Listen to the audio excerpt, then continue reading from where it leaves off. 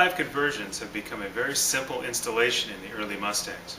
Sacramento Mustang offers many different options as far as getting one of these into your 65 through 1970 Mustang. This particular kit laid out is actually the cheaper version, which is actually a very simple installation if your car is already a manual transmission, be it 3-speed or 4-speed. This kit utilizes your factory bell housing, your flywheel, your clutch, and also all the factory linkage, so none of that has to be changed in order to install this kit. We have other versions that include full bell housings, and they use the late model style flywheel and clutch assembly. Those also can use a cable kit and also the early linkage with some modification. However, this kit here is actually a little simpler to put in and also a little more cost effective. T5 is a great way for improving the drivability of the car, overall mileage, and the fun of your early Mustang. We have kits now that actually, once they're installed, still look like a 4-speed car from the inside, so it doesn't look like anything's modified if you want to keep it undercover what you've done to the car. Let's take a little closer look at some of the individual components that come in these kits.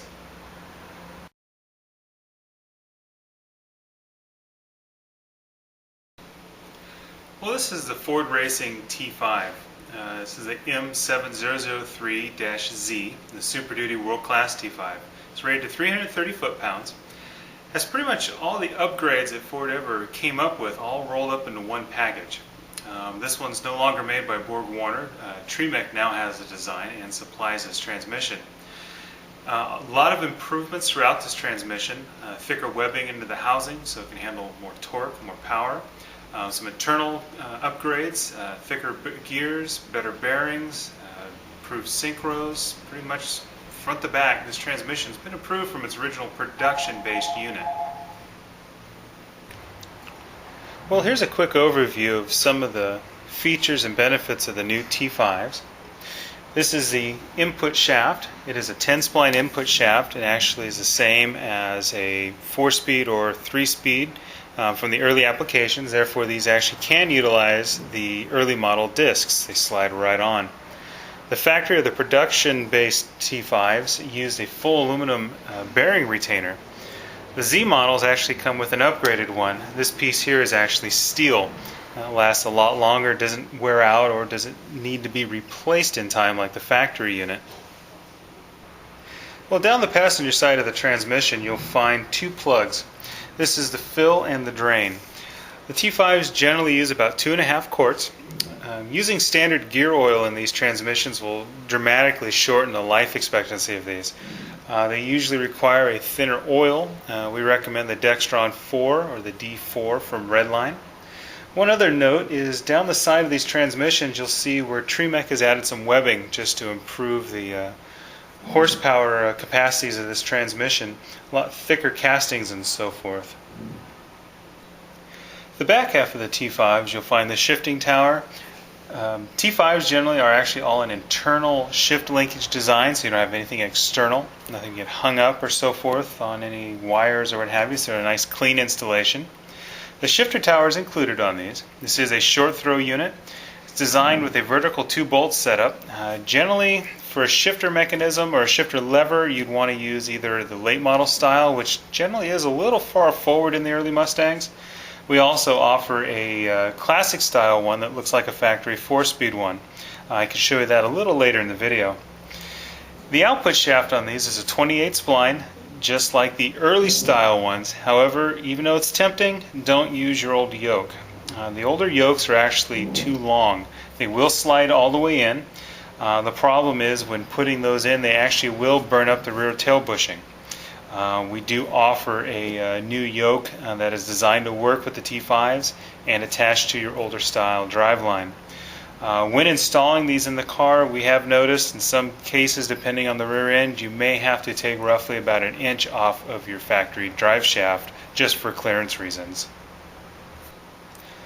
On the driver's side or left-hand side of the T5s, you'll find the speedometer cable inlet.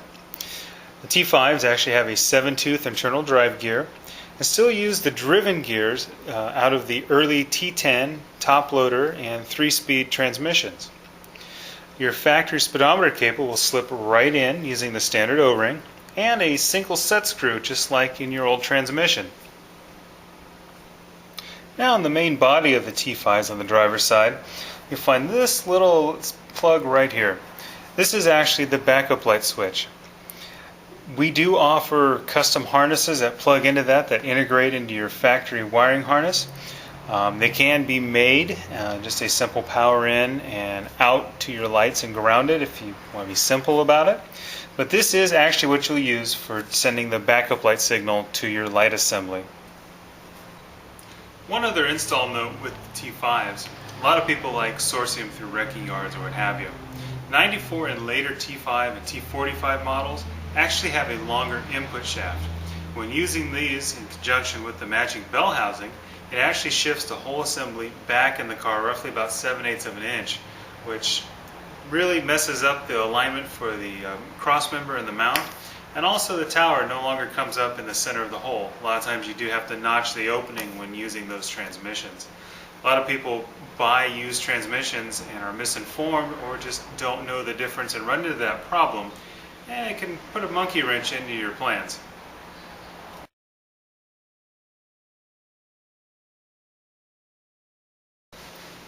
This is our T5 adapter plate.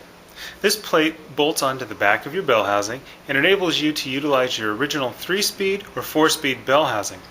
It'll also work with the early 5-bolt and the 6-bolt bell housings for the small blocks.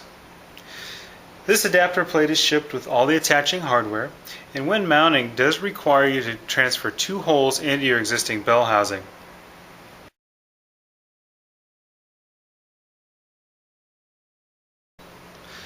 The T5, being a slightly longer transmission, does require the use of a different cross member. These tubular cross members are designed to be a direct bolt-in and actually utilize an original style tranny mount. This particular mount is a Prothane. This is a urethane motor mount, so it's going to last a lot longer and not stretch like a factory rubber one. The cross members actually come with all the factory provisions. This is a 65-66 style and actually has a bracket to utilize your existing equalizer bar for your e-brake system.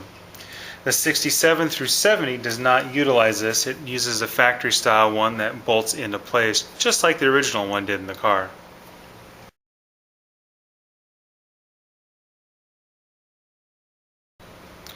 This is our conversion yoke. This is designed to fit the T5s. It uses an external snap ring design and it's a 28 spline. As you can notice, it is a lot shorter in the shaft over the factory style ones, so it does fit correctly without causing any damage over time, like again using your existing manual transmission one that you have in the car already.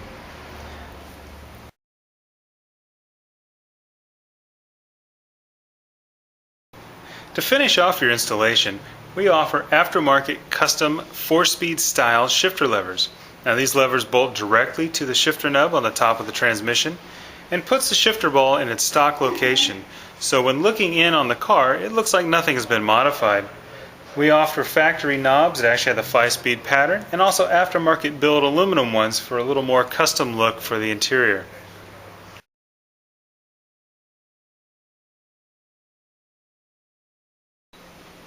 Early transmissions have a final drive ratio of 1:1.